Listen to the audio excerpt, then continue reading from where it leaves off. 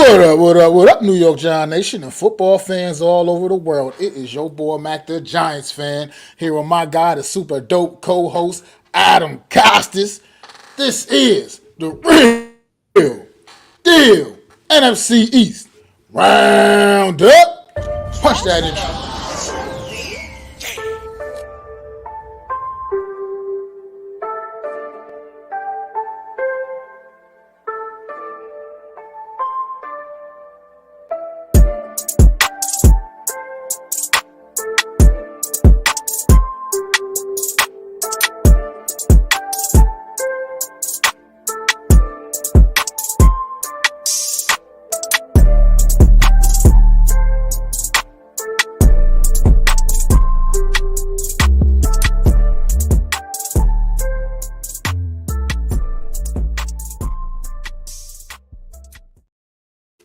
What is going on? Good afternoon, man. How y'all doing out there, everybody? How you feeling today, Adam? Oh, I'm all right. My team is in the shitter. We're starting to talk draft right now, so you know how that goes. Yeah, no, it's never a good thing when you're talking draft after week five. When you're already deep into draft talks already. But that's where we are right now as New York Giant fans. We are already looking ahead to April. Terrible, terrible, terrible, terrible place to be. Now we'll Week get to that in five. a minute. Yes, indeed. Chat, what's going on? Philly B, man, that's my guy. Thanks for stopping Hey, by, coach, man. man, how are you? Appreciate you, man. Coach Ed, man, thanks for stopping in. Appreciate you. Most definitely NFL reality check. AK, man, thanks for stopping in, bro, man. Really appreciate you, man. This was a tough week five for the NFCs, unless you were Philadelphia, unless you were on the Philadelphia Eagles, man. The only NFC's team to get a W this weekend, and to be quite frank, the other three got that ass embarrassed. All three of them, man. And like this was unbelievable weekend for the NFC East, man. The Giants, that's normal. I mean, we've grown accustomed to the New York Giants getting embarrassed, unfortunately this season. So that was nothing normal. I mean, that was nothing new. That was the usual. And but the Washington Commanders, man, and the Dallas Cowboys got the doors blown off of them, man. And obviously we're getting on both of those teams in a few, but Dallas, okay, there's no shame in losing to San Fran, but we just expected to see a much more competitive ball game than what we got on Sunday Night Football last week. And then the Washington Commanders, man, we can bring them up right now. Took a hard L to a winless Chicago Bears team, man, on Thursday Night Football to get Week 5 started off. Man, what was your thoughts on this game, Adam? Well, it's a tale of two halves, really. The first half, the Chicago Bears blew the doors off the Commanders. Commanders had no answer. They couldn't do anything offensively. Defensively, they couldn't stop one of the most inept offenses in the game. And these are some big time players. You got Jonathan Payne, Chase, Montez Sweat, who were getting pressure on the quarterback, but then DJ Moore was going off. You wonder what happened, but DJ Moore had 230 yards in the game. You cannot let one man have 230 yards in the game. Now, this is what an alpha receiver does. That's what he does. He brings that type of ability to a game where he can basically break it open. I mean, Cole Kmet, he came through. The line came through. I mean, this much maligned offensive line of Chicago Bears held that front seven pretty much in check. And they ran the football on them. They threw the ball on them. It was a really rough outing for the Commanders' defense. And then in the second half, they made some stops. Looks like they played a little bit more inspired, but by then it was a little too late. Even though Sam Howell did bring them within a score at one point of the game, the defense just could not. After giving up all that yardage at the beginning of the game, they just ran out of gas. And it's too late to make your comeback like that when you run out of gas. And if the Commanders can try to take that same second half effort on defense and put it out in the first half, maybe they'll win. Maybe they'll win some more games and won't be in trouble like they were. Yeah, Washington really dug themselves in a deep hole early in this game, man. It really had to make them switch gears to what they normally do. I think ideally you don't want to see Sam Howell having to drop back 51 times in a ball game for the Washington Commanders. They'd like to rely a little bit more on that run game, which they had to abandon pretty early because the game was getting away from the very impressive first half of Justin Fields and the Chicago Bears offense.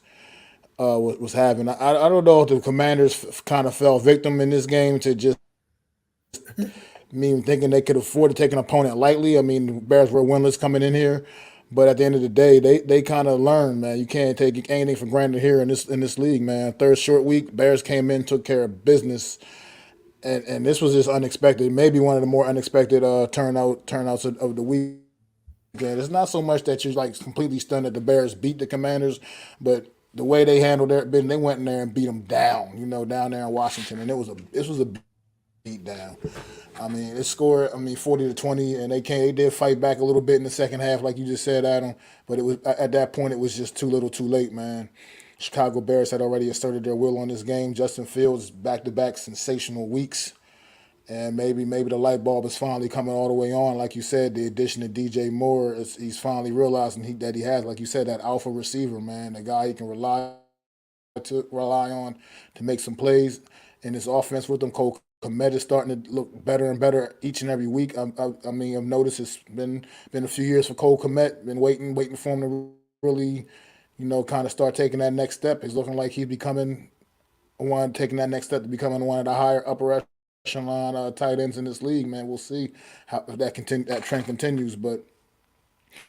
Yeah, the Washington Commanders here, man. It was just a tough night out at the office for them, man. It was very. It just couldn't. They couldn't get out of their own way in the first half of this football game. DJ Moore was lighting this defense up, man. It seemed like everything Justin Fields was throwing up, it was just money in the bank, man. It was just going home, man. I mean, Justin Fields has been putting on an aerial display these last couple of weeks, so it's good to see that young man.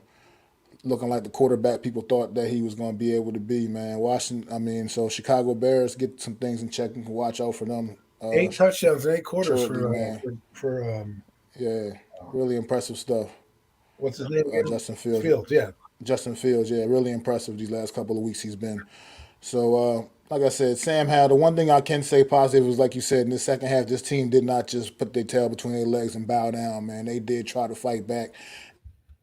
And they gave it everything they had, man. It just was like you said, it just wasn't enough. At that point, it was just a little too late. Chicago had already kind of stepped their foot on their throat, man. It was just a little too much to overcome. But Sam Howell in this game, 37-51 for 388 yards and a couple of touchdowns, man. Still overall not a bad day, all things considering how bad things went in this game for him, man. So it's kind of good if you're a Washington fan to see that fight in your quarterback and see that little bit of moxie he has, that will to still try to battle back, even though it was pretty much a lost cause on Thursday night. But it's good to see that fight. 388 yards.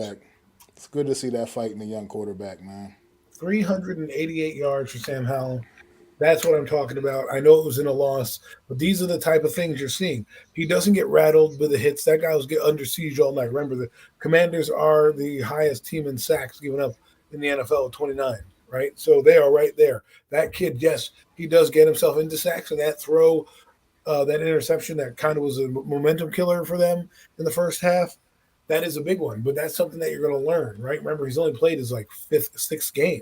So we got to let this guy have his growing pains. I can see towards the end of the year he's going to have more games, and at the end of this season they're going to say, "Man, we might have something here with Sam Howell." So whenever that new regime comes in, not saying they won't draft a quarterback, but I'm just saying they'll at least comfortable going through with at least what Sam Howell's giving them right now, and that's a gamer right now. He looks like the better version of Baker Mayfield when Baker came out. And he was throwing it all over the yard and going, "I live dangerously," and having fun with the league. That's what Sam Howell kind of reminds me of. He kind of has a similar mindset. Let's hope he's not as well. I mean, Baker's playing well now, so I can't really say that. But let's hope he's not as he gets the chance that Baker didn't. Remember, Baker had some injuries in Cleveland, and they kind of wrote him out of town, and he struggled. But now he's found his way again with Tampa Bay. So.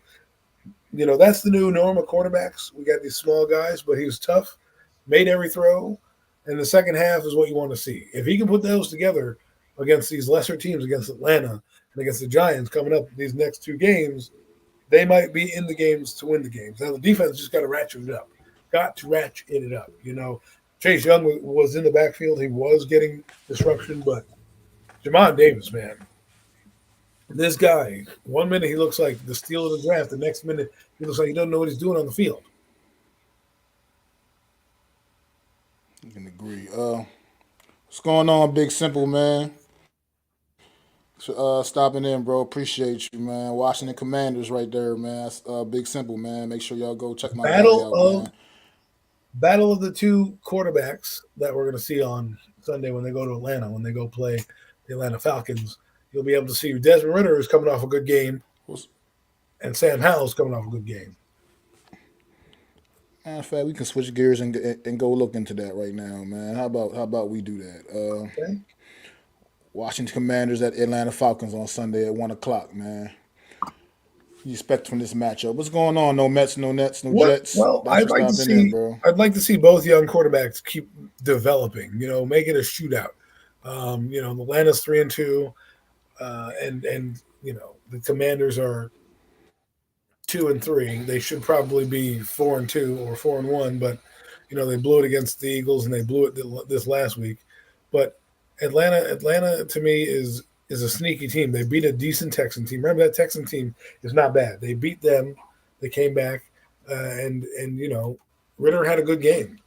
329 yards, 28 of 37 for one TD. You can't ask for much more. CJ Stroud also had a good game. They had 46 yards rushing from BJ Raji. What that means is they put the onus on Ritter to kind of win in this game. Kyle Pitts finally getting involved. So there's some things that Commanders are going to need to look at. Mostly their defense. If their defense comes to play the Commanders, they'll be able to stop Desmond Ritter, who can turn the ball over. But if they don't, and they let teams run on them like Chicago did, and let Drake London and Desmond Ritter get going, it's going to be a long night. They got to ratchet that up. I know Emmanuel Forbes got the blame last week for not being able to cover Terry McLaurin, and the week before that, AJ Brown. Listen, you're covering arguably two of the best receivers back to back, DJ Moore and AJ Brown. That's a tall order for anybody to ask. So going to be growing pains. We'll see if he can bounce back. But man, Commanders, this is it, man. This is a game that could save your season. If you win this game, you're 3-3, and then you're heading into New York with some momentum.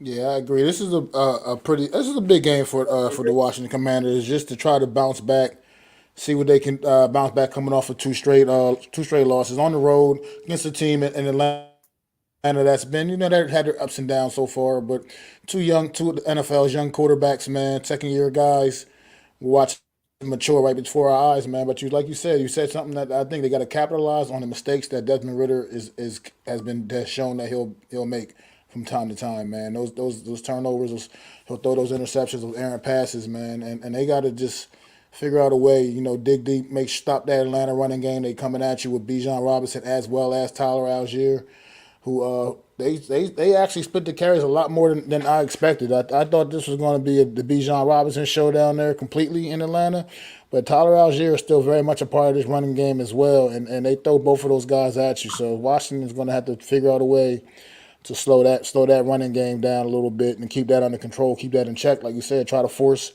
the errors from the young from Desmond Ritter and see what happens. But I think this is definitely a huge game for him, big kind of a test game for him. And these are two teams that kind of feel like are on the same type of same tier right now as things go in the early part of this season. Even though Atlanta's sporting a better record right now, 3-2. But I think most people will have these teams kind of on basically much the same tier right now through 5 weeks. And this will probably be a little fun one, man. Just see what Washington can do here. They said that they need this to be able to stay competitive within the division. Right now, they can't afford to take this L. So I think this definitely, like you said, a big one to. I mean, yeah, pretty much save their season and keep things going, man. Yeah, I mean, like you said, these young quarterbacks from the draft, you know, even if these teams don't win, it's a chance to evaluate your talent, right? Some evaluate these guys, get more of these games under their belt to find out if these guys can take those next steps that you're looking for. You never know if a guy is going to do it unless they get playing time. And both these guys, well, Ritter's not, lighting up the league like Sam Howell is in terms of passing. I mean, they both have. I mean, Desmond Ritter has, he doesn't have the same amount of passing stats. He has 1,000 yards, 1,073. But if you look at Sam Howell, Sam Howell already has like over 1,300 yards passing. Um, that's crazy to think. So if these guys can both eliminate the turnovers that have plagued them, um, and they can get the ball downfield and be decisive and make some solid decisions, you're going to see a good game. I mean, Sam Howell in 2 games has thrown for 72% and 70% completion percentage. That's pretty good percentage, and to get that volume of yardage, it's not like he's checking down. He has 290 yards and 388 yards. That means he's going downfield. So I'm excited to. I don't know if I'll be able to watch this game because, well, I don't know if it'll be in the area, but if I get a chance to watch, that's what I'll be watching. How Desmond Ritter develops and how Sam Howell develops, and if the Washington Commanders want us to take him really legit, you know, hey, listen, Big Simple, give the kid a chance. It's only a 6 game. Throwing for 388 yards in the NFL is not easy. I don't care what people say. It's not easy task. Why do you think not every quarterback's doing that every week, right? So 72% completion, that's not bad either. The first half of the game, they did struggle, but give credit to where credit is due with that team they played last week and in Chicago being ready for it. So we'll see. I know you have big expectations for Sam Howell, but again, he's only in year 2, not even a full season under his belt of playing. So let him make these mistakes, let him grow. And then at the end of the year, at the end of 17, then you can say, hey, listen, he's not the guy, or do whatever you want at that point. Well, yeah, I mean, we'll see. I mean, so far, I mean, I wouldn't be upset with Sam Howell's play right now from a Washington Commanders fan. I'd be pretty excited for what can come. I mean, this is still, like you said, the early part of his process, and you would like to think he'd only get better from here. So, and it's been pretty steady. I mean, he's got some things young quarterbacks do, some little errors, mistakes to clean up, but those are things that can be fixed. So I think I agree with Adam here, man. Let's give the kid a little more time to develop and see what you got, man. Because right now you haven't had a lot of good quarterback success in Washington in recent history, man. So it'll be good to know if you do actually finally have your guy right there, and you can just continue to build around him. But Adam, man, how do you see this one playing out this week, man?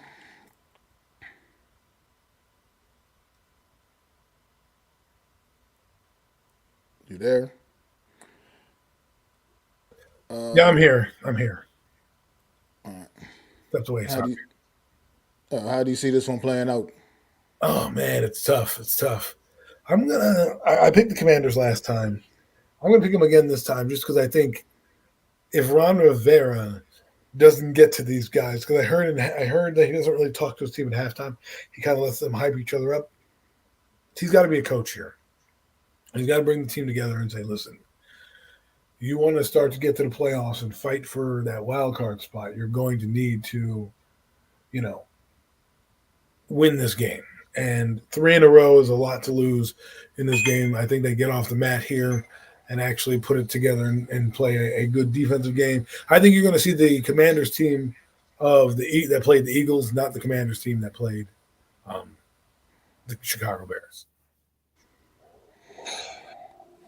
Yeah, I think you get. I think Commanders win a close one here, man. Down there in Atlanta, in a raucous environment. I think Sam Howell gets a somewhat of a signature win here.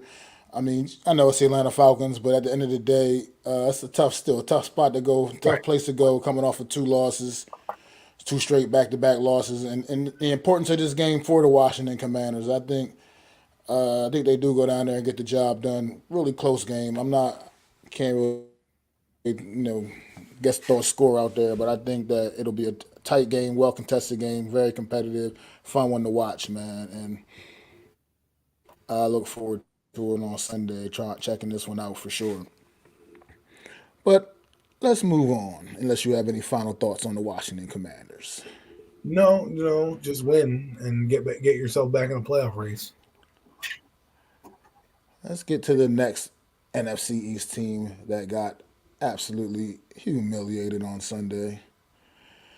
And that would be the team that's been humiliated pretty much every damn Sunday. And that would be the New York Football Giants, the team that I and Adam love. Myself and Adam absolutely love this team, and they are doing nothing to deserve the love we give them. But You're not allowed to we boo, love them Mac. not. But we Not love them allowed. nonetheless. The New York Football Giants once again getting embarrassed down in Miami, 31-16, and this could have been much worse. Miami played a terrible football game and still busted the New York Giants' ass. Put that into perspective. So, Adam, you can go ahead and get started with this one. This game is annoying to me because these are the games that you want to steal if you're trying to be a good team, right? The defense is not great. If you had a good big time quarterback who could elevate you, you'd be in these games. Yeah, he had a couple throws, one to Waller that was good, but he also missed, Jalen Hyatt wide open of the sticks. Wandale Robinson right there in the third quarter. When you're down, you need a big play. You're right there. Also, when the turnover happens, you don't get any points off of a turnover when they get there. This is what we talk about. This is horrible. On offense, it's broken. It's broken offense right now. The offensive line, when he does get time, our quarterback doesn't see him. When he does see him, he throws the ball out of bounds, or he's sacking himself, or in this case, getting injured. And we'll talk about his injury in a minute. But this team is dysfunctional. Barkley's yelling at fans. We got the defense can't stop a nosebleed. Now, I can't poo-poo them a lot because they did get 3 turnovers. When you get 3 turnovers, you need to score points. They even got a pick six, which is one of the hardest things to do, is a recovery or some type of return. You do all that, and you still lose the game. Oh, by the way, the Miami Dolphins, in a blink of an eye, go downfield and score. They had a 1-minute drive. They lead the league in 1-minute drives. They had 500 yards of total offense, 200 yards by their running back. Okay? If it wasn't for 2 dumb throws by Tua, he would have a clean game. Oh, boy, the defense played great. They couldn't get him off the field on third down. The Miami Dolphins punted once. Let that sink in. In the fourth quarter. The Miami Dolphins punted once. It's like, yes, it's like what Big Simple said. I said this to somebody else. It's like Madden out there. It's literally like Madden out there. You know what I mean? But this team, it's not mentally strong enough to get over the hurdles. They're pointing the fingers at the offense. McKinney's like, oh, don't blame the defense, blame the offense. That's the start of a team that's starting to fracture. That's the signs of a team that's starting to crumble when you start to point fingers at the other side. And now, for all intents and purposes, we've probably seen we might not see Daniel Jones for the remainder of the year. They're thinking this optimistic. Well, guess what? There's still some soreness. The MRI wasn't negative. It was apparently positive. So there's something going on in that neck. Guess what, Giant fans? We're drafting a quarterback whether you like it or not, because insurance policy is if this guy has a bad neck at any point and it can go out because of he said that if he takes the wrong hit, he can feel pain. Listen, man, you need to take one as a backup. I don't care whether it's 1 or whether it's 2. Invest in the position, because right now we don't know where this guy is going to go beyond the fact that he has played terrible this season. I don't want to see ever a guy go out with injury, but this is if the Giants want to move on, and I know they're putting out flyers. Oh, the Giants have failed Daniel Jones. No, the Giants didn't fail Daniel Jones. Daniel Jones failed Daniel Jones. Okay, sure, the offensive line doesn't work. We know that. But when it's there to be made, these are the games we need you in, and you missed out on some of them. Now, I can't blame them for everything, but if I'm the Giants, I got to look at the future. And I can't say this. We already know what this guy's going to be. You have to bring him back in 2024. But what if he gets hit in 2024 and his back goes up again and you have no insurance policy there? That would be dumb and bad for business. I don't care what anybody tells me. You need to bring somebody in here next offseason, preferably for the draft, to usher it in. Because right now, this guy has lack of confidence. He has a bad neck, and it's over. So now we have to move on. We have to look to the future. And if we lose this game, we need to start trading people. We need to start building that future. Because the Giants, who went out and had a great season, a year before, is now having a rough season this year. This is the season we expected last year. And Dayball is also at fault here. There's some things I don't understand that he does that are sometimes mind-numbing. You're like, what are you doing, bro? Like, timeouts? You're using them up in the fourth quarter like we need that shit? Like, we're losing the game. What does a timeout do? Someone said, I was in a Twitter space, they're like, oh, he's punishing the team. This guy knows what's happening. The team is falling apart. Do the right thing, Giants. Come out and tell us, look, this is why we might pick up a quarterback this season as an insurance policy. Doesn't mean we don't love Daniel, blah, blah, blah. Bring him in. And then tear it down and away we go. Because at this point, we're not winning. If we lose to Buffalo, which you and I think we might, because we can't even stop Miami Dolphins. I don't think we might. I think I'm pretty damn confident we will. It's not a think that we might. Like, if you look at the injury report today, there's like 7 starters that did not practice today. 7 starters. And now they want to bring in Lyle Collins and some other guys, and those are supposed to be the saviors of the line. Guys who haven't played in over a year, who have no football shape, haven't done anything football related. Maybe they're in shape, lifted weights and stuff like that. But that's different than when you have a 300-pound body coming at you across the field. Honestly, Adam, man, at this point though, what I've seen through 5 weeks with this offensive line, at this point, I'm not shutting the door on anybody that's coming in and trying to maybe that can make any form of an improvement, because I just feel like I agree with what you said with Daniel Jones, that I'm not even going to touch on that really anymore, because I pretty much agree with you. I'm in agreement with you. Unfortunately, it's not just all him, but he hasn't taken advantage of the opportunities that he does get either. So that part is on him. But I'm not gonna keep beating that dead horse. But Can't anymore. at the end of the day, this offensive line, man, I'm sorry. It just really makes my skin crawl to watch these guys out there play as poorly as this unit plays, man. It's just Bad Dog said on one of his shout out to Bad Dog said on one of his videos earlier this week. And I didn't even think about it like that. The New York Giants literally did start 4 guards in Evan Neal on Sunday on offensive line. That's essentially what the New York Giants started across their own line. And you know how I feel about Evan Neal. He's a guard too. So in my opinion, they started 5 offensive guards on their offensive line. Well, on Sunday. That's what the New York Giants are doing have done out there and presented to this fan base, man. And it's disgraceful, man. But what are you gonna say? I'm not saying that Pugh and Lyle Collins aren't going to help, but Pugh's already a week into his tenure. They're not sure he's going to play this week yet to get him ramped up, right? He has to be called up from the practice squad. So he has like 3 call-ups. And let's say you sign Lyle Collins, and he has 3 call-ups.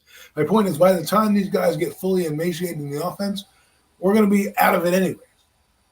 So for me, it's like, yeah, I want to bring in guys here like Cajuste. I like Cajuste. He's young. He's had some off-the-field issues that might have prevented him and some injuries. That's a guy, okay, that makes sense to bring him in. He's a young guy. Justin Pugh, 33 years old, coming off an injury. I don't know if I want to bring that guy in. Cajuste at least played football. Tyree Phillips is over at the Eagles. We're not even calling that guy up. He's played on the team. You could get a guy in here tomorrow, and he could come in here Thursday, be ready to go by Friday, be on the plane by Saturday, starting on Sunday, because he already knows your system. My point is, if you bring in a guy like Collins, we still have to wait a few weeks for them to get even acclimated to football at least. So now let's say we lose this game, or when we lose this game, then the Commanders, who might be looking their chops saying, hey, we can get win number 3 or win number 4 against the Giants, and they come to town and the line's not ready. So now we lose that game. We're at 1-6. Then when we go against the Jets, and I'm supposed to believe that now Justin Pugh, who's not played, and Lyle Collins, who's not played, are now going to go up against that Jet defense, who's going to be probably frothing at the mouth looking at us. I'm just saying, like, while I like the idea of it, we got to also understand where we're at as an organization right now. I mean, I get it, but this I hear you, but this like at this point, what can can anything be worse than what we've seen through 5 weeks with this offensive line? I just feel like nothing can be worse, man. Like it just. I feel like you can just go to the fucking grocery store and find the 5 biggest fucking guys you can find at the grocery store, and even that could be fucking better than what we've seen through 5 fucking weeks at this offensive line. Like, here's the thing. Me and my boy, shout out my boy Philly B, man. We were talking earlier this week, and he was like, he was texting me. He was like, man, yeah, he's like, hey, y'all revolving door offensive line, and I replied back to him. No, a revolving door gives more resistance than our offensive line, because at least the revolving door you got to kind of push your way around until you get there. Our offensive line, it's like it ain't even no. You don't have to push them around. Oh, you just run straight through them like they're not even there. So this is the shit that I've been talking about with this offensive line. It's like the pressure. The problem with the pressure. It's one thing if you know you're a little weak on the left side, or you're a little weak on the right side, or maybe your interior is a little weak, and that's the area you need to kind of watch out for. But with this offensive line, it's weak all the way across. So the pressure just comes from every fucking where. You don't even know how to brace yourself and get ready for the pressure, because you don't know where to expect it to come from, because it's literally coming from everywhere. That's how bad this offensive line has been. It's been absolutely ridiculous to watch. And the fact that, like you said, you got guys calling out Evan Neal, calling out the fans and all kind of dumb shit like that, and they're playing this poorly, man. It makes it even that much tougher. Now, the Saquon Barkley thing, yelling up in the fans in the stands, I'm cool with that with Saquon Barkley, because that was a classless thing. Whatever was going on with those fans cheering Daniel Jones getting injured, whatever, you don't cheer a guy getting injured. That's just classless. You don't cheer a guy getting hurt, especially a neck injury. You don't sit there and cheer and Oh, I stand up get and it. clap or We whatever also have to block it out too. whatever they were doing. So yeah, but no, I get Saquon Barkley's frustration with that, because that's coming from a place of ignorance. That's not like Evan Neal clapping back at the fans. That's fans come. Like, I'll take you back years ago, when Michael Irvin, his career-ending injury, he suffered at Oh, yeah. Veterans Stadium, and those Eagle fans in Veterans Stadium, it was despicable. The way they cheered and celebrated Michael Irving suffering a career-ending injury. You just don't cheer things like that, man. It's some things you just don't. And I don't know the details of whatever was going on with those fans that Barkley was yelling at, but I'm okay with that, because he was defending his guy for fans being completely out of pocket. You know what I mean? That was out of pocket. But that's just how I feel about that. The defense now, let's get to this defense, because people have been telling me, a couple people have been in my ear a little bit, oh, y'all defense played good. Because they had 3 turnovers. Yeah, 3 turnovers is good. But 524 yards of offense surrendered is not good. That just cancels it all out. It cancels what you did with the turnovers out, because you gave up 524 yards of offense. You had one drive at one point was 3 plays for like 95 yards or something like It that. was 1 Come minute. on. 1 Like, minute. give me a break. That's not good defense. That's absolutely terrible. They had chunk plays all day long. Chunk plays, big chunk plays. You gave up a 70-something yard touchdown run, a 60-something yard touchdown pass. That's not playing good. 260. And once again, the missed. Yeah, well, that too, yeah. Once again, the missed tackles everywhere, man. It's this whole. It's a complete team breakdown. Yes, sure. Is what I have to, if I had to pick a unit playing better right now, Johnson? Yeah, the defense is probably playing better, but how good is that saying? Because the offense is absolutely terrible. That's absolutely a joke. So it doesn't take much to play better than that. All 3 phases of the New York Giants team has been playing bad all season. Offense, defense, special teams. It's been terrible. And then Brian Dable, man, I take issue with you sitting here, instead of just getting to the point and saying, "No, we're going to sit our quarterback down this week." What are we doing here? What are we trying to play games for? What's gamesmanship? No, you should be straight up like, no, I'm not putting my quarterback back out there with a bad neck behind this shitty ass offensive line, and letting him go out there and get absolutely killed on Sunday Night Football against the Buffalo Bills, because that's what's going to happen. I'm already got the Tommy DeVito countdown on, because Tyrod Taylor will probably suffer a similar fate Sunday night, as we saw what happened when he got in the game on Sunday, running for his fucking life. Just in that short stint that he was in the game, he was back there running for his life and almost got hurt as well in that little short time that he was in the game. So many things need to be corrected with this football team, but this offensive line has to get right. And with whoever the young quarterback that the New York Giants draft next year, they got to figure something out in that department, because you can't throw a young quarterback behind an offensive line like this. You just can't. You got to figure something out. Something has to be figured out up front there. And Well, That's pretty much. I don't think any real solutions are coming through the door anytime soon. I think you'll get veteran guys who might stabilize something, but I still think there might be breakdowns here and there as they get acclimated to playing with each other. And two guys coming off injuries, right?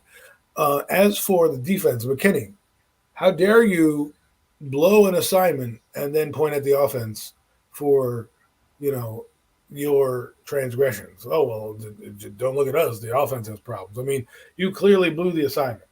You clearly blew it. You left it. I don't think Wink Martindale was like, hey, you know what? Let me leave Trey Hawkins out one-on-one with Tyreek Hill. I don't think he was that dumb to do that. I think he did that knowing that there was a safety on the top. You went for a tight end and jumped the under route, and they went right over the top of you, right by you. And then you have the audacity to call out the offense. I mean, these are the things that are bad that make me not believe this team can make a run at any wins, because you're already starting to see a fracture in the locker room of whose fault is it.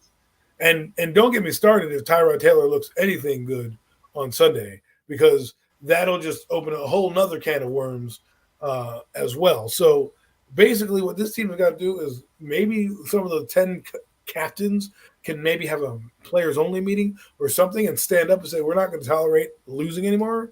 We're going to try our best to go out there and win. I mean, they are giving effort, but it just seems like for whatever reason they can't seal deals. The defense gets 3 turnovers, like you said, 500 yards. They punted once. So what does that 3 turnovers mean? You punted them once. Yet 3 turnovers, you got 13 points out of the 3 turnovers.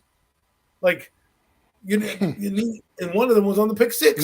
No, 10 points, 10 Adam. points. 10 points out of points. 3 turnovers. Sorry, 10 points out of the 3 turnovers. 10, because your offense can only get 3, and your defense has to run 102 yards to get you another one. Guess what? That may not happen next week. Maybe you'll get a pick. You may not return it, but they got a fumble in this game. They did nothing with the fumble. This team needs to figure it out. I'm reading the transcript of Tyrod Taylor, and they're asking him, well, the offensive line, you won't be able to make explosive plays. He goes, no, that's our job, is to find a way to make explosive plays.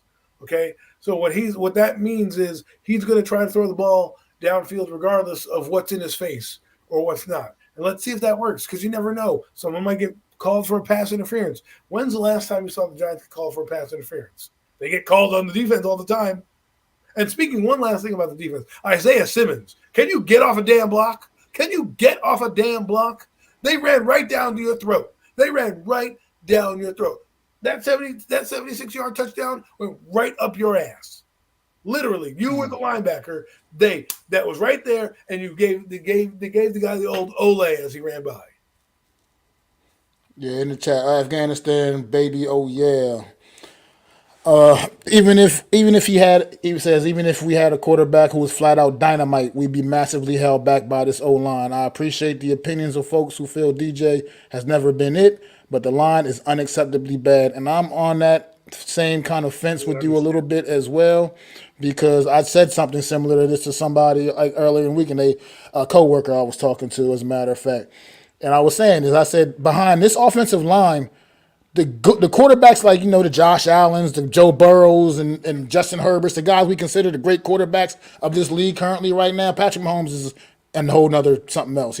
So I'm not including him right now. That's why I didn't include his name right now. He's probably the only quarterback that can somehow look good behind this offensive line because he's not human. But those like other quarterbacks, the other ones I just listed, like the ones we consider like Jalen Hurts, the kind of the great quarterbacks right now of this league right now, those guys will look probably average behind this offensive line. That's how bad this O-line is. And we have a quarterback like Daniel Jones, who I think now, at least I'm definitely on that fence. I know how Adam feels about him. Adam probably feels even lesser than I do about him, actually, because I still consider at least an average guy. He's an average guy. He looks like absolute complete trash behind this O-line, because it's just, he's a guy, he's an average type of guy, and he's not able to elevate behind this situation at all in any kind of way, shape, or form. But here's what it comes down to. Bad quarterback play and bad O-line play make for a horrible offense.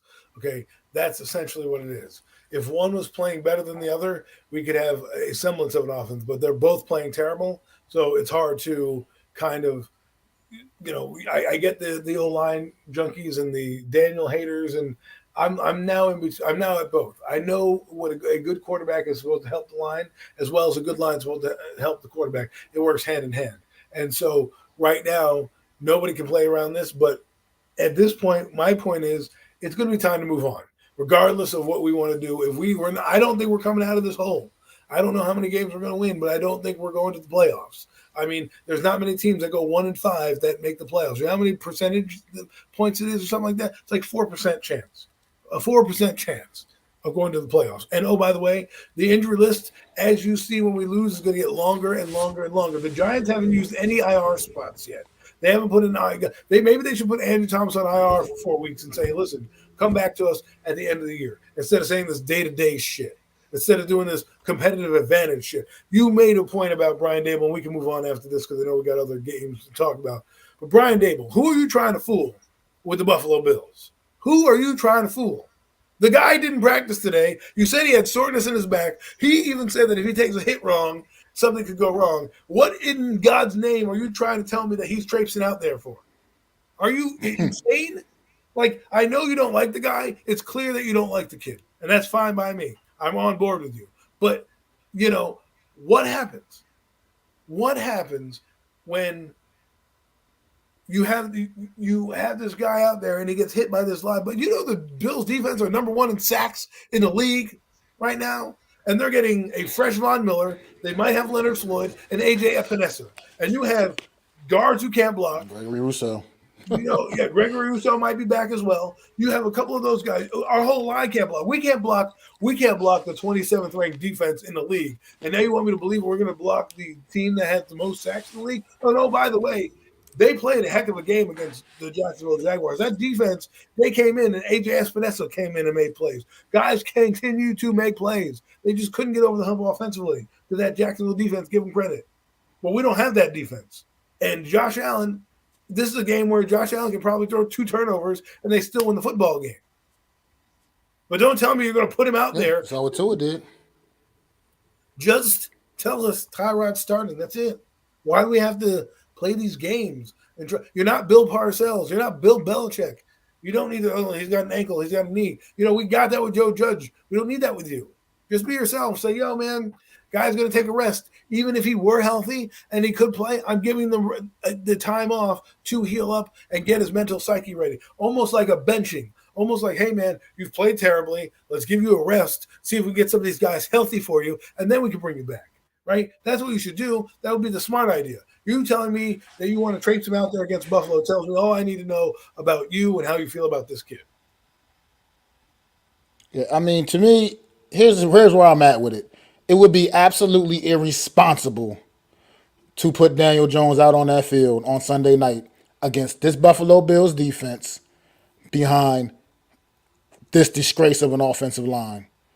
I mean, literally, Joshua Zudo was in the locker room crying after the game on Sunday. Crying after the game because he knew he got his quarterback absolutely destroyed. He looked like he got decapitated with that hit. It was that bad. It would be irresponsible at this point to put that young man back on the field with all he's already been through, all the hits he's already taken this season. It would be irresponsible. It would be totally irresponsible, and I would be disappointed. I would be disappointed as a Giants fan if Daniel Jones came running out that locker room on Sunday night to play a game against the Buffalo Bills. There's no way in the world coming off with an injury in his neck the week prior should he be out on that field against a defense like this, like I said, with absolutely zero protection in front of him. Because guess what, guys? The offensive line is not going to just wake up on Sunday morning and be good. They're going to still be the same trash-ass offensive line that they've been the entire season so far. Nothing's going to change. So, like I said, Tyrod Taylor, good luck and watch out, man. But I'm already got the countdown for Tommy DeVito on because I'm just not seeing Tyrod surviving this situation, man. He's already a little more even fragile than Daniel Jones, to be quite frank. So we'll see what happens, man. But Adam, do you think the New York Giants have any chance whatsoever in this game Sunday night? No. And I'm right there with you. No. So we can move on. All right. To the next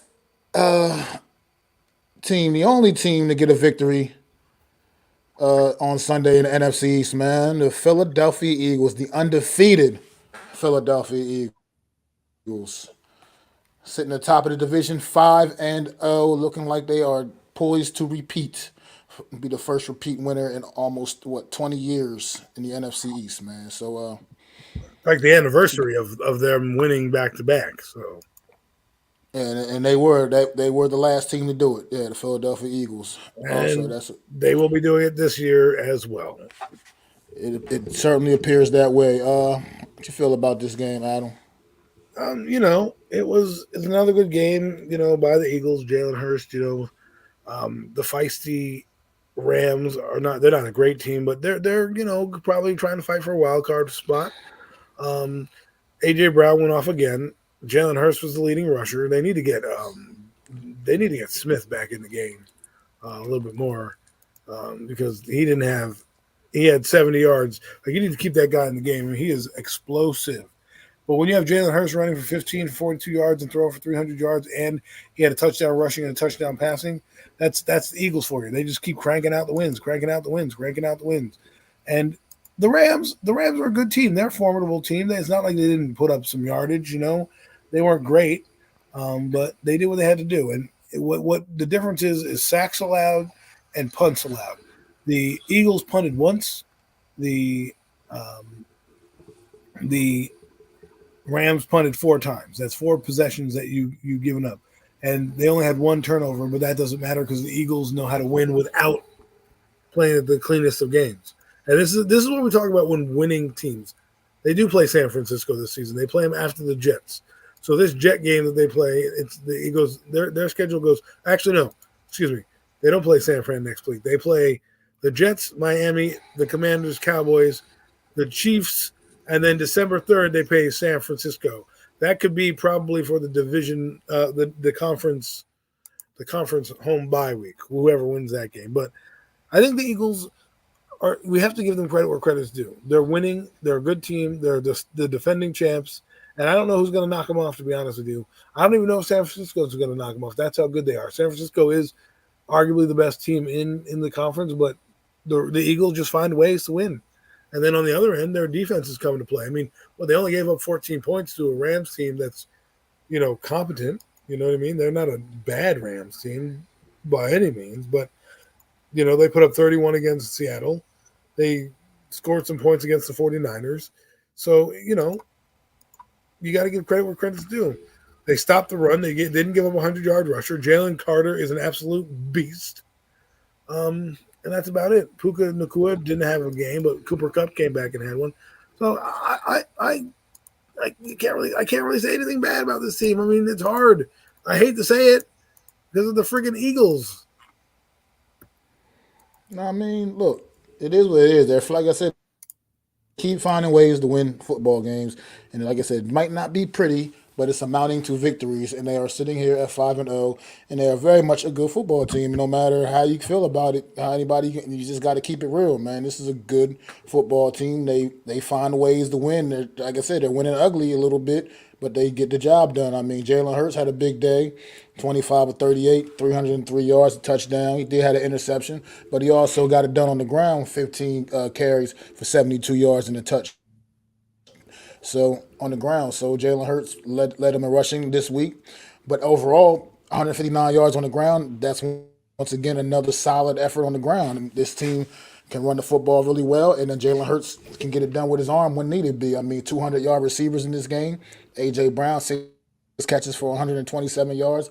Dallas Goedert, 8 catches for 117 and a touchdown. I mean, this team is loaded, and they're a tough out. They're going to be a tough out, man. I can't wait to get to that San Fran Eagles matchup, because what if both of these teams run the table up until then, man? Could you imagine that? Wow. how amazing that game would be? Then if I mean, both these teams can run the table up to that point. arguably, you're probably looking at San Francisco and Philadelphia as the winner of the Super Bowl, because I think they're that strong that even in the AFC, Kansas City has some chinks in the armor.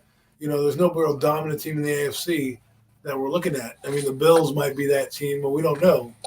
But the NFC, they look strong. Those two teams look the strongest in the entire NFL. So we may be seeing this team in late January and February fighting for that. I'm think stranger things could happen. The Cowboys could decide to get their heads out of their ass and start to play, but we'll get to them in a minute.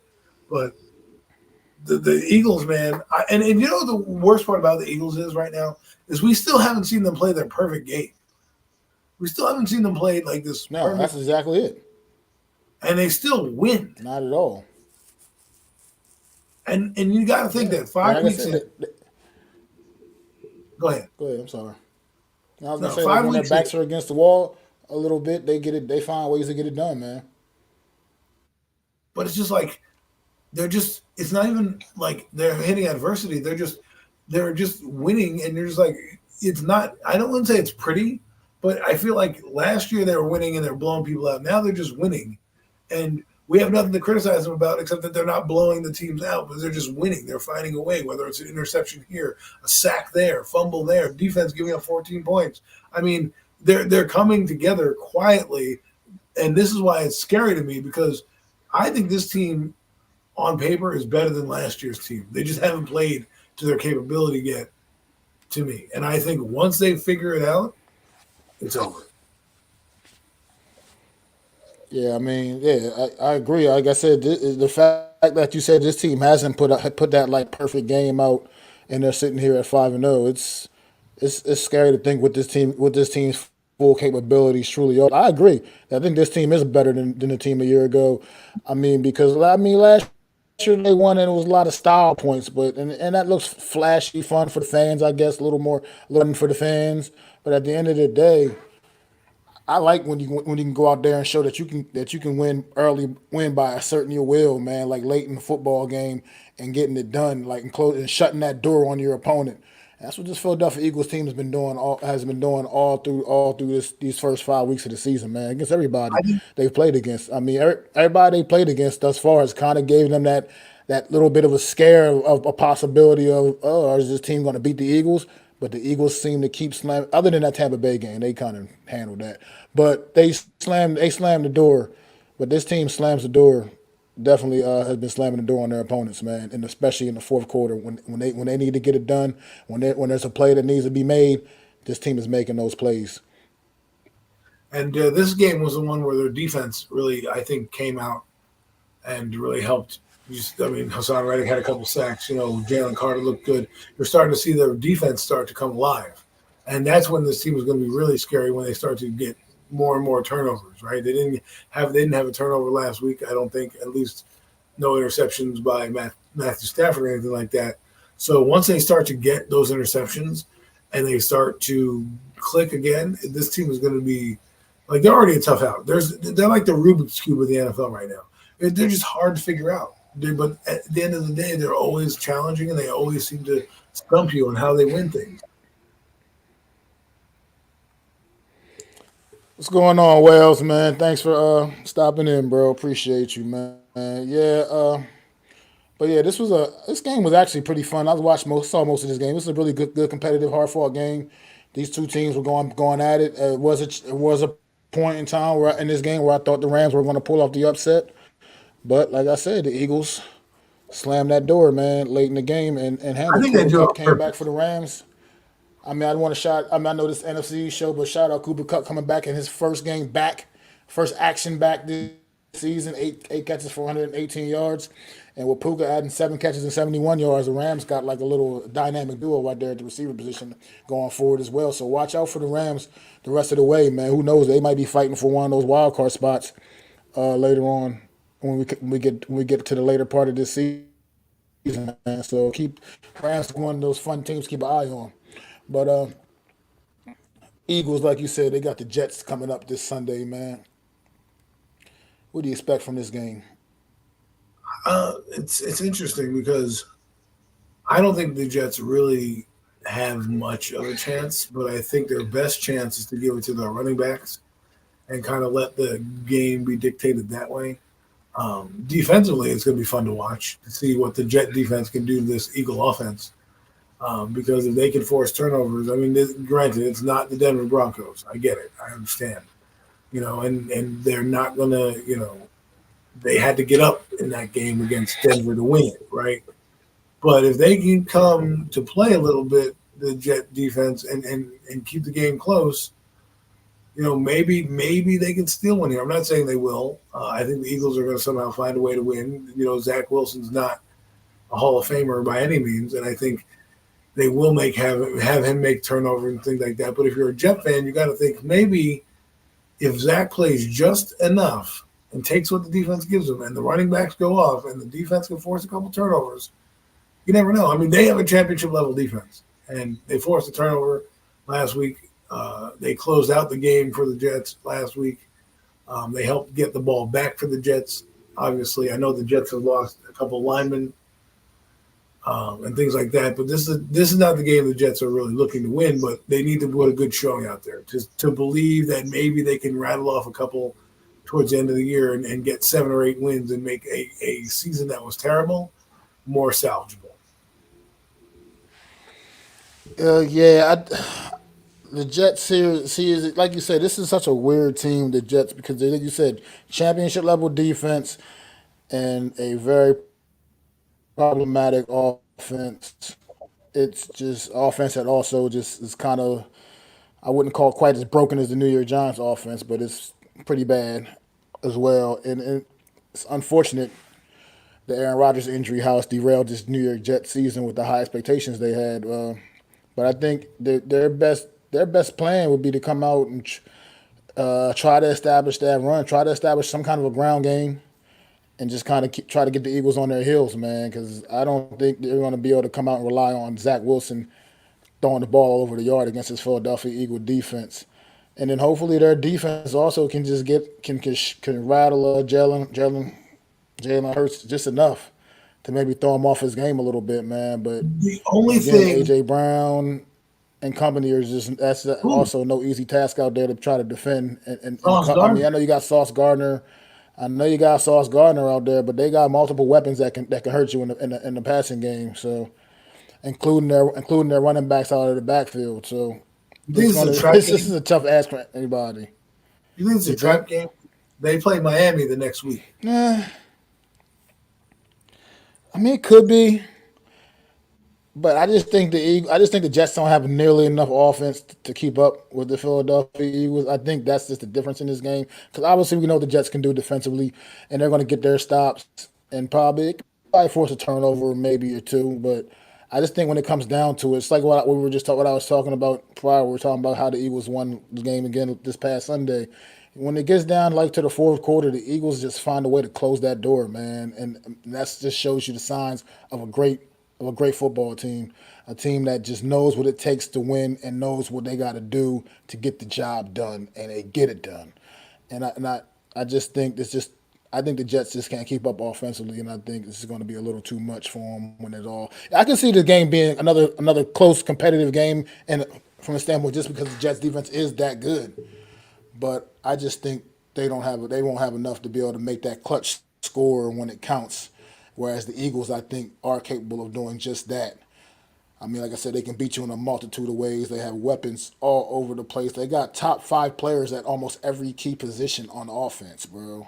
Like seriously, and that's not even an exaggeration. They have top 5 players at almost every key position. So it's like, what are you gonna Strength do, on man? What strength. can you do? So we'll see. It will be fun watching this Eagle offense against this Jets defense. That will definitely be a fun thing to watch, fun matchup to watch, man. But yeah, I don't see the Jets being able to get it done.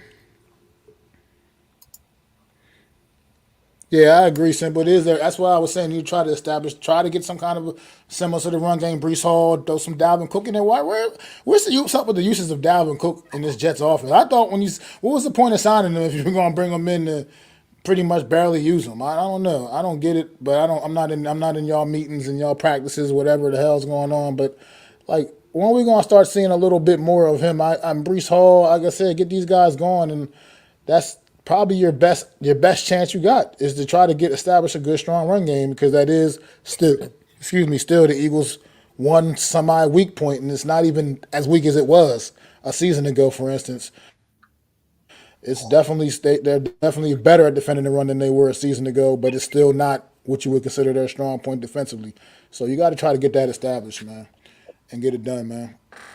But I don't, like I said, I don't see it. I don't see it happening. I see the Eagles still find a way to win this football game. But I think it will be probably a little closer than people might think.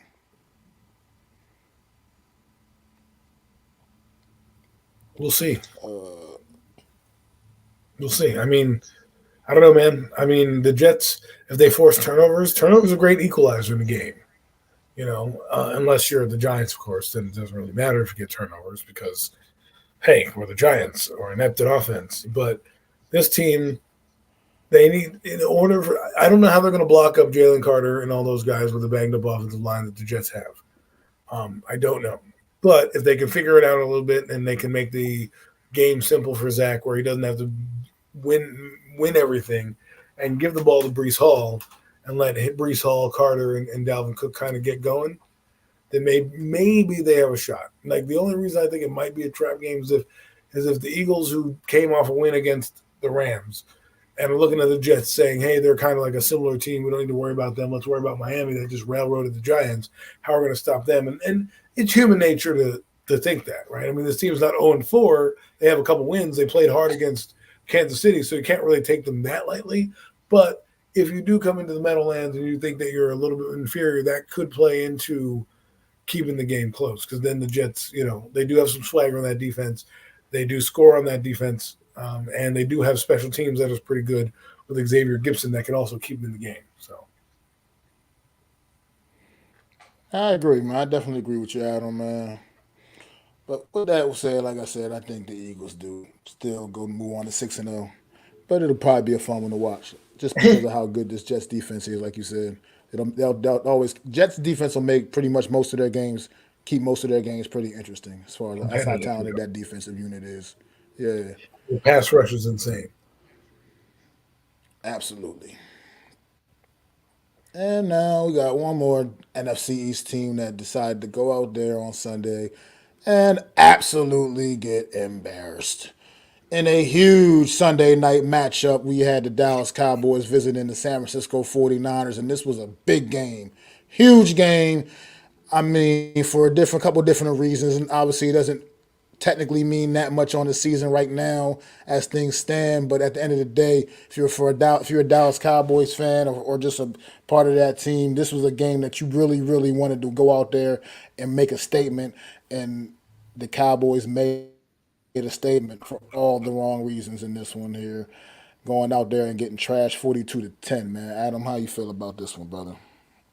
It's an absolute shitstorm for the Cowboys. You got Micah Parsons talking some smack a bit, saying, George Kittle go F himself. Sure, we got something for him. Listen, this is a game you were supposed to be in. This is a game where your quarterback was supposed to win you some games, and he looked pedestrian. They look like a varsity team out there, a junior varsity team out there going against the varsity in high school. I mean, it was not even a contest.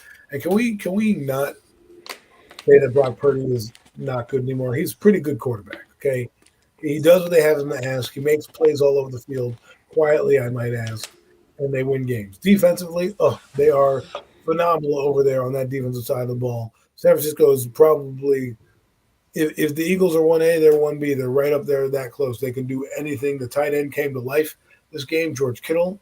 And I think the Cowboys kind of felt themselves a little bit. They came off that bad loss the previous week. They came off that big win against the Patriots, and I think they were feeling themselves a bit, saying, like, well, we're going to destroy Brock Purdy. And once they took 11 out of the game, it kind of, ruined their defensive game plan. Like, if he's not wrecking the game, the Cowboys don't know what to do. So we'll see how the Cowboys bounce back. But, man, to talk about eyes being opened on national TV, that was a butt whooping. At least we scored 12 points if you want to pull anything anything positive out of it. The Giants scored 12 points on this 49er team, and the Cowboys could only score 10. Oh, it's a shame. The small victories, the things we have to reach for as Giants fans right now. Wow, Dang. we scored I two more tell points than you. you did. Yes. Oh my goodness. But yeah, I mean, okay, that's one way to look at it. We can also remember that Dallas Cowboys beat us 40-0. week one. So, Well, don't take it away from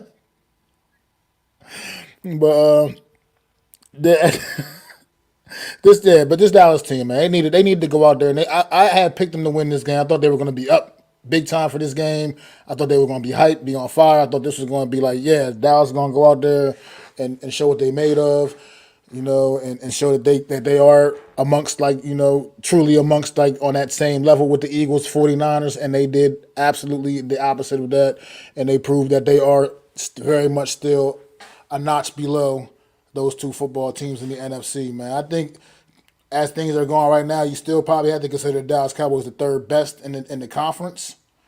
Well, no, I'd say the Detroit Lions right now actually are, honestly. I'd even put the Detroit above Dallas right now, currently as things stand, actually. But I think Washington is still very much up in. I mean, Dallas is up in the mix a little bit, but they're not where they are not where the 49ers and the Eagles are. They went out there and proved that Sunday night. Dak Prescott. Let me talk about Dak Prescott a little bit, man, because I told you I've told you how I feel about Dak Prescott, and some people think that I'm a hater, and fine, you can think I'm a hater, but Dak Prescott beats up on bums. He beats up on bums. He gets his gaudy numbers against the bums, and he just does not show up for the big boys, man. He just never shows up for the big boys, and this was another prime example of that. Again, Dak Prescott went out there on national TV. You got every chance in the world to make a statement, Dak Prescott, and you go 14 to 24 for 153 yards, one touchdown, and three interceptions. That's not going to get it done. That's why when you're talking about the great quarterbacks of the league right now, I just can't put him up there with those guys, man. I mean, he's good. He's like better than our quarterback. Yeah, he's better than Daniel Jones, but he's not up there with the Josh Allens and those guys that I was talking about earlier. He's just not. You can't put him amongst those names. He just never seems to be able to get it done when it matters, man. I'm talking about even the regular season, postseason. He just doesn't get it done when it counts the most, man. When the lights shine the brightest, Dak Prescott has games like this. Now, I mean, if he played against teams like the Giants every week or teams like that, then sure, he'd be the top quarterback in the league because that's what he does, and that's what he's always done. He's made a career of doing that, and I stand by what I say. Dak Prescott, that's what he's been his whole career. He's been that guy that can beat up on the bad teams, but when you bring a team like this 49er team in that's ready to get after it, I'm sorry. He just seems to always go away, fold, and like I said, throw a clunker up like this, man. I mean, 10 points on Sunday Night Football against the 49ers, a team that you really need to go out there and have something to prove against. It's just, I don't know, man. I don't know. I don't know what to say about this Yeah, well, performance. It I was mean, they terrible. got, but at least they have an option in house if they want to try Trey Lance, right?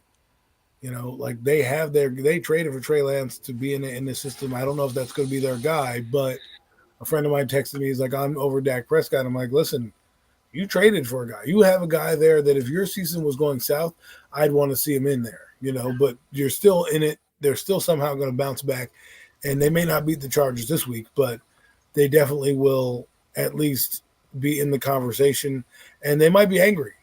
So I don't know how they're going to come off. If they come off and play angry, then the Chargers might be in for a long evening on Monday night. If they come out and lay an egg, who knows? I mean, Micah, like I said, Micah Parsons is angry. Dak Prescott, he is who he is, man. It's not that he's changed. I think something has happened to him though, because if you look at his older tape, like after like the 2019, 2020, 2021 season, I don't know if it's Amari Cooper. I don't know if they were just because they threw downfield more, but it seemed like that team was a lot more explosive than this team is.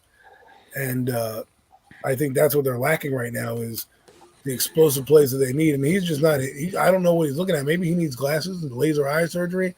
I know he's on Lowe's commercials. Those commercials are going to be pulled off real quick there, Dak Prescott, if you don't start showing up because Baker Mayfield, he lost Progressive. You'll lose Lowe's because of bad play. So we'll see. Again, he has a chance to bounce back against the Chargers, who I want the Chargers to win, but this is a team where the Cowboys can win. They can take advantage of of this team and score points. The Charger defense is not great, not the worst defense, but they're also not the San Francisco 49er defense. And you'll have a chance to score some points. So bounce back and pull the critics off, have a bad game, and then they'll be on your ass. I mean, this will be a good week, like you say. The Chargers defense has not. What's going on, Miz? Man, thanks for stopping in, bro. But this Charger defense has not been exactly. I wouldn't call it exactly very good. I don't know if Derwin James is going to be ready to go for him this week or not. He missed the last game. He missed their last game for sure and got hurt the week before that. So I'm not sure the extent of his injury if he'll be back out on the field. I got to look into that. But this Charger defense hasn't been very good. The pass rush hasn't been what they expected it to be when they acquired Khalil Mack a season ago. And Joey Bosa seems to always kind of have something or another wrong with him. Always kind of in and out of the lineup. So this is a week that you got to go out there and obviously you're not looking to save your season right now. Your season is still, plenty more games to go for the Dallas Cowboys. But at the end of the day, I think this is the type of game you got to go out there and win. A playoff team from a year ago are the Chargers. Phenomenal, one of the best quarterbacks in the league. Phenomenal offense. You got to just go out there and find a way to get it done. I mean, all the NFC East teams are on the road this weekend, as you've noticed. But out there in sunny LA, man, you can't go out there and lose this football game coming off of the loss that you just had. You got to go out there. I think the defense, especially this Cowboy defense, needs to really go out there and figure out a way to slow down Justin Herbert and this Los Angeles Well, Chargers offense. like I said, the Chargers don't have the same defense or the same offensive line as the 49ers. So they're gonna be able to get their matchups. It's whether or not they can get Micah Parsons rolling on defense. Because once they get that guy rolling, he's pretty good, you know. But when they don't get him rolling, they get stifled like they did this week against the 49ers. Now, again, Justin Herbert is there. They don't need to play that much, but I think they're going to need to have a better performance than they did against the Raiders to beat this Cowboy team. They're going to need more of the performance they had against the Dolphins and or the Titans and even the Vikings than they did the Raiders, because I think this Cowboy team can match up with them. Again, the Cowboys need explosive plays now. Tony Pollard, I don't remember the last time he has had an explosive run. CD Lamb, I don't remember the last time he had really an explosive play. Brandon Cooks, I don't know if it's because McCarthy is not really winning here with his guy. Who knows? But I know what I do know. The Cowboys will somehow end up being in the playoffs somehow, just because the rest of the NFC is not great, and they're going to beat up on. They still have the Giants. They still have a few other teams on the schedule, like the Jets, and like they already played the Jets, but similar teams like that down the road that they can beat up on. The problem is you still have the Bills to play, and you still have a couple other teams in there. I think they even have Miami. I don't know if they played Miami yet, where they're going to need to step Nah, up. they So haven't played Miami yet. A team like the Chargers, this is a game that they need to win. The defense is angry. It seems like they're angry. Go out and prove it on Sunday, on Monday night. Go out and prove it Monday night. If they go out, because this is what the Cowboys do. They're going to have a bad game. Then they're going to come out and have a great game. And then everyone's going to talk about them again of being Super Bowl champions after they beat the Chargers, right? And let's be honest, they might come out and stop a mud hole in that team, right? If they do that, guess what happens? Now everyone's going to go back on their Johnson and be like, oh yeah, Cowboys, they're a winning team and all this stuff, because if you look at the Cowboys have they have the Chargers and the Rams, right? So if you can somehow beat the Chargers, beat the Rams, the game against the Eagles, you can claw yourself back in, and then they have a game against the Giants. So they have in the next 4 games, they need to be at least 3-1 in order to have playoff hopes alive. Because after they play the Chargers, they have the Rams, the Cowboys, and they have the Giants, the Panthers, and Commanders. You can really make up some ground there, but you need to take care of business against teams like the Chargers, because at the end of the year with the Lions, that game is not going to. They're not going to lie down in that game, and then the Commanders always gives you fits. So, I think this is the game the Cowboys need to bounce back. This is the game. Make that statement. Say, listen, we shut down Justin Herbert.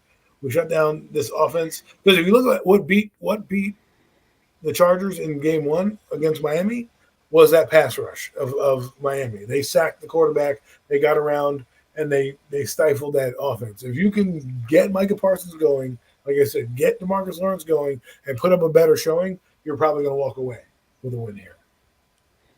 And I I don't even mean, want I to pick agree. Michael, the Chargers.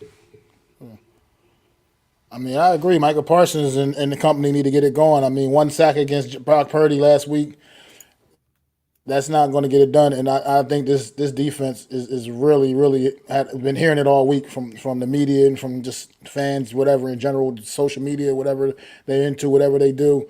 They've been hearing it all week, man. I think this defense should come out firing on all cylinders, man. I think they'll be getting after Justin Herbert and make him uncomfortable in that pocket. They'll be able to make it a long day for him, man. So I kind of I do like the Cowboys here this week, and I'm not going to say they're going to go out there and just absolutely trash the Chargers, but I think they do win. I think they win by at least 10 points. Honestly, I think they go out there and Wow. win this football game I by mean, I don't know what at the least spread 10 is right points. now, but I'm sure the Cowboys are favorites in the game. But I mean, this is the game, like we said, the Cowboys defense looked bad. That's the thing. That I'm not really. I mean, Dak Prescott is what he is. I mean, while we don't like Dak Prescott, we got to give credit to the 49ers defense for turning him over, right? You know, they also turned our quarterback over a couple times as well. So my point is that at least they scored a touchdown. We didn't score a touchdown in that game. We kicked 4 field goals, but the point is that this is the game the Cowboys tend to have. They have one bad one. The defense is now upset, and they're going to try to rectify the problem. I know that they have lost a couple guys, but the replacements have come in and done an admirable job. So again, you need to win this game because the game after this is a game against the Eagles. Do not take the Chargers lightly. Go in there, handle your business, and then you're 4-2 headed against a team that's 6-0, and you can see if you can get yourself back in this division race. Because right now you're 1-0 in the division. It doesn't really matter what happens with the San Francisco 49ers because you're not really worried about meeting them until late January anyway. The team you're really willing to meet is the Eagles. So you got to handle your business. Beat the Chargers. Go out there and then beat the Chargers. Don't overlook them because you're waiting for that Eagle game. That's why I'm saying the Cowboys-Eagles play real quick close to each other, right? If I'm not mistaken, the Cowboys play – the Cowboys have a bye week actually, so this is why they need to win. You win this game. You go into your bye week. You get healed up. You can come out. You can beat up on the Eagles that next week, right? Or no, the Rams that next week. Then you have the Giants. Let me get this up here again. Sorry, my computer acted up, folks. Let me get this schedule up here for you so you guys know what we're talking about here. So, like I said, they have a win. They play the Chargers, then they have a bye week, then they play the Rams, and then they play the Eagles and then the Giants, right? So, if I'm them, don't think about going into your bye week. Win this game, go into your bye week with a 4-2 record, have a week off to prepare, heal up, get some of your guys fully back. Then you have the Rams at your building at 1:00, and then a game against the Eagles. If you can get to that game against the Eagles at 5-2. Worst case, 4-3. You have a chance. You have a chance, but you need to win this game.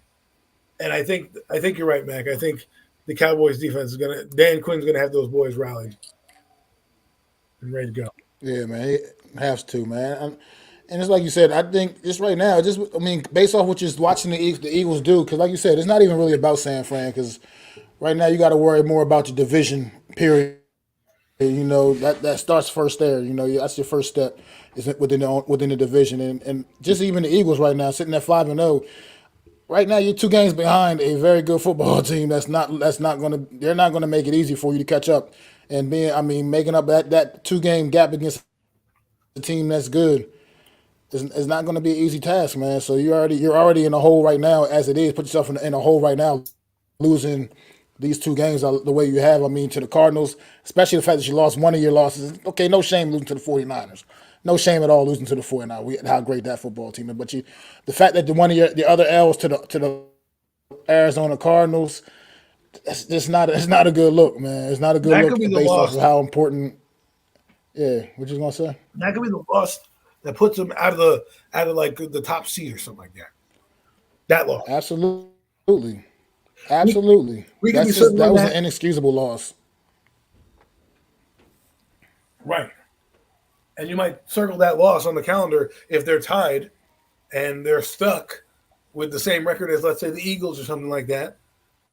And they end up being the fifth seed when the Eagles are the second seed or something like that because you lost to the Cardinals and they didn't. And it comes down to common opponent sometimes, man. We don't know when these. You can't really end in an even record with 17 games, right? But let's say hypothetically speaking, the Cowboys are 12-5 and the Eagles are 12-5 or whatever it is, and they both have the same division record. They both have the same conference record, but then it comes down to common opponent, and they're going to say, "Well, you lost to the Cardinals, and the Eagles beat the Cardinals." That's the difference between the second seed and now possibly the fifth seed. And we all know the Cowboys need the home field advantage in order to get over the hump.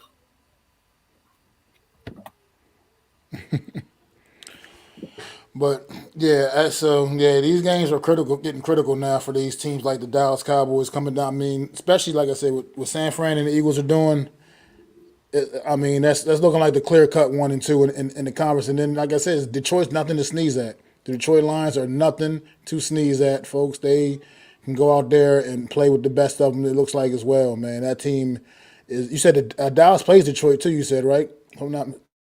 Yes, later on Yeah, in the Dallas year. does play Detroit. Yes, later on in So the year. that's going to be another huge game. You can circle on the schedule for the Dallas Right, Cowboys, man. right. That could be for wild card seeding right there. You know what I mean? Because it's later in the season. I mean, we think Detroit's going to probably win the division, right? So we could be talking about, let's say, Green Bay, or in this case, Atlanta or Tampa Bay. One of those two teams are, or even Washington. Maybe they go on a little run. You never know where these games are going to come back to bite you, and we could literally be saying, let's say, I mean, it's no shame to lose to Detroit now, right? Because they're winning. Let's say lose to Detroit, and they end up with the same record as, like, I don't know, the Atlanta Falcons or the Tampa Bay Buccaneers or something like that, or New Orleans, and it comes down to, like, that one loss put you out of the game because you lost the Cardinals. You know what I'm saying? Like, that one loss we could be talking about for a while, and like you said, the Cowboys have a lapse in judgment. That's what they do. This is the Cowboys. Now, what did the Cowboys also do? They also bounce back pretty well. That's also They what the do. Cowboys do. They do. They did. They lost to the Cardinals. They came out and trashed the New England Patriots.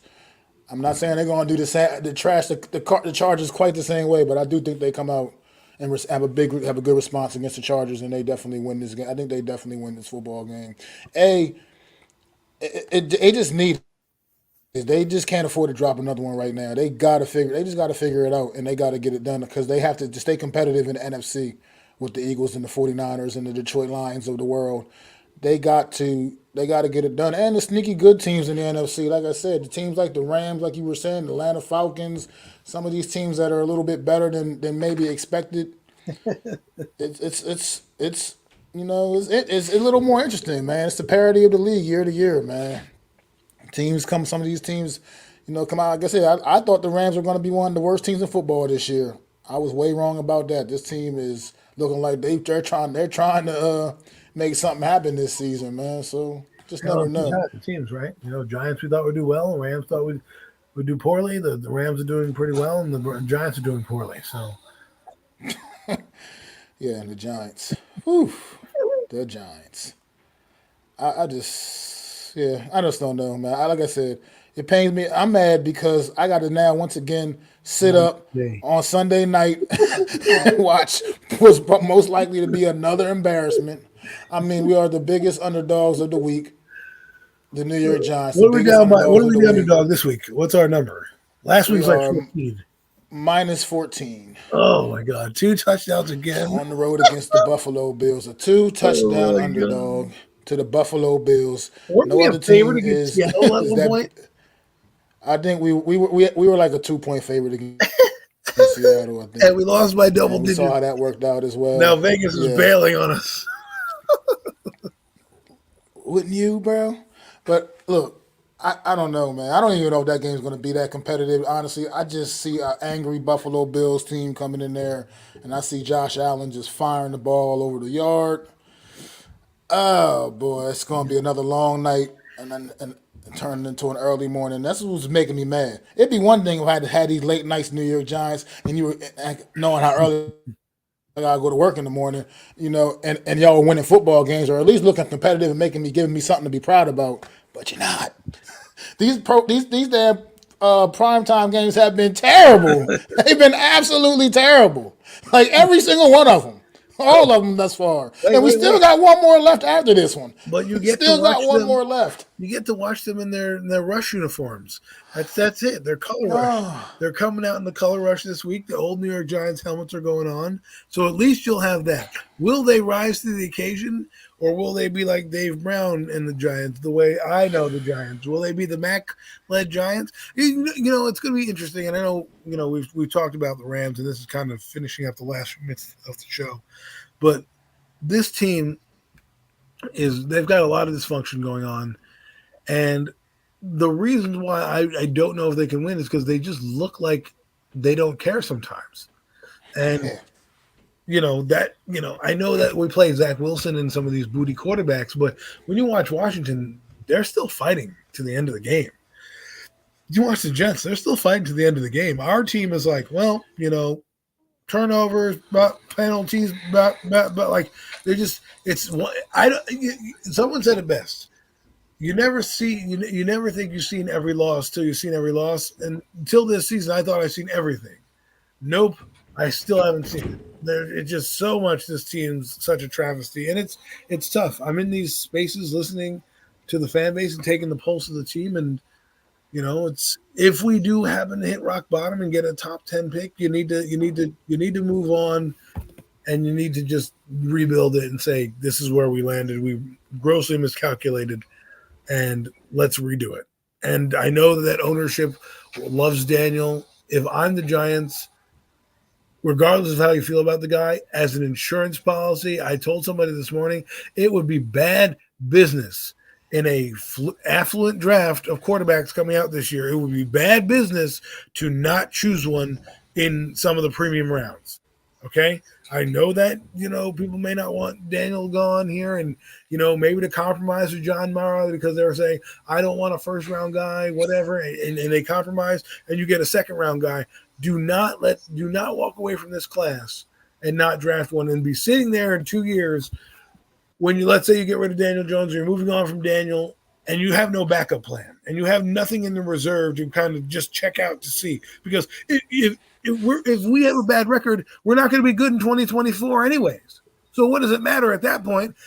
But what I don't want to do is I don't want to not choose a quarterback and then in 2024 end up like, let's say 7-10 and not inside the top 10 to get a guy, and there's only two real studs in the draft because all the good ones came out. No, prepare now.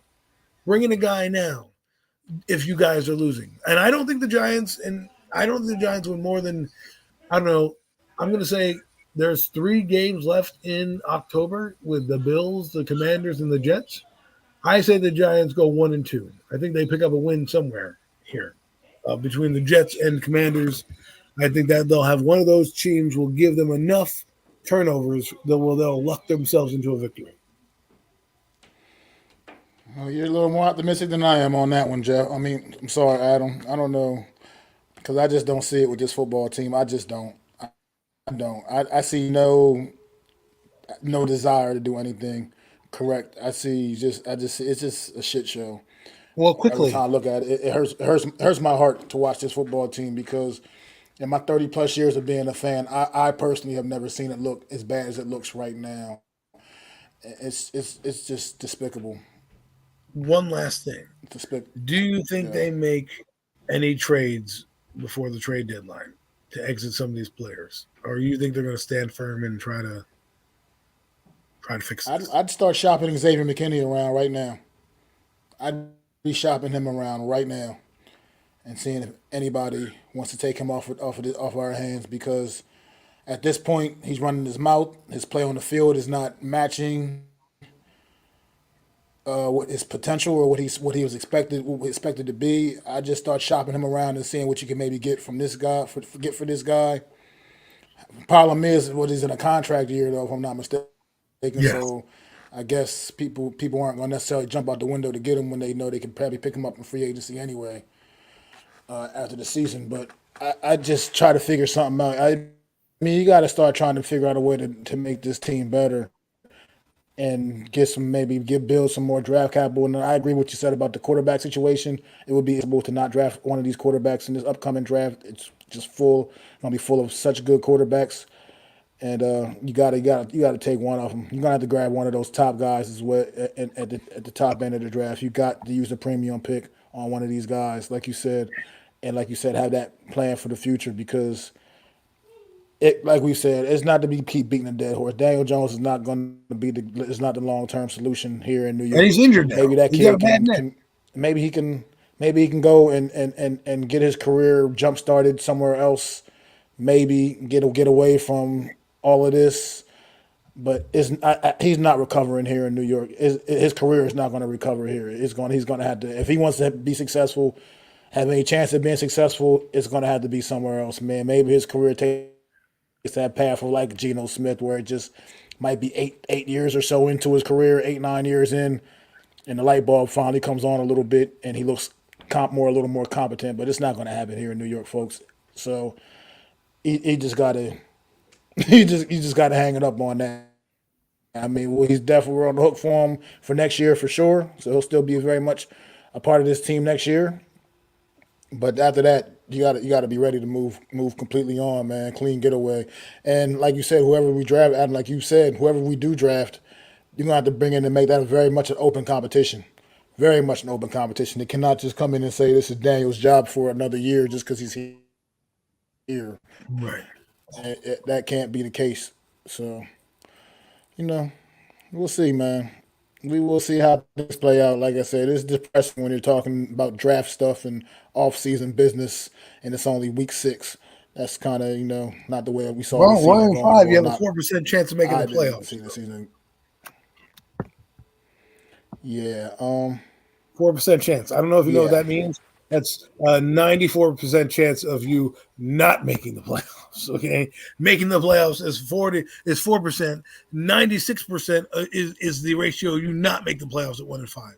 So if they lose here, it just gets tough, man. And we're gonna have to slog through another ugly, disgusting campaign. But if they do it correctly and they take their guy and bring in competition and say, listen, we're doing a rebuild. Doesn't matter what happens next year in 2024. We just want to get our guys here, build the team up, become competitive, and then worry about it down the road. Then at least we know. Don't give us fool's gold. This team was overshot. But anyways, no more. I'm enough about the Giants. I hate that we have to wait till 8:30 to see when this is over because it's going to stink. We wait all day, get all excited to hear Carrie Underwood sing, and then she says, waiting all day for Sunday night. And you're like, damn, we're about to lose 3 hours later. Yeah. Well, everybody, man, appreciate y'all coming through. Everybody in the chat. Another thanks coming through for another edition of the Real Deal NFC East Roundup. Myself, Adam Costas. Man, make y'all hit that subscribe button. We're here for you, Giant fans. Subscribe for our Core Sports Network as well. Thanks once again, man. Hit that like, thumbs up on the stream if you enjoyed the stream thus far, man. Appreciate you guys. No mess, no nets, no jets. Holding down the chat as usual, man. Afghanistan, baby, oh yeah. Thank you for coming through, man. Good comments in the chat, man. Really appreciate you. Good intel, man. Tudo, man. Thanks for coming through. Miz. Bookend tackles, man. Big task in hand. Philly B, man. My guy, Wales. Appreciate y'all, man. Most definitely, man. And me and Adam will definitely be back, man, next Wednesday. Same time, same bat channel, man. And also, one more thing before we get out of here. It's October, y'all. Just do whatever y'all can, man. Support breast cancer awareness, man. Deadly disease. Taking the great people, man. So just, whatever. Anything you can do, cancer awareness all through the month of October, man. That's why I got the pink hat on. That's why I've been wearing the Pink hat through all these streams the last couple of weeks. Just make sure y'all go out. But it's your boy Mac the Giants fan. This is my guy, super dope co-host Adam Costas, man. And we'll see y'all next Wednesday, man. Yeah. Peace. I'd like to thank you all for listening.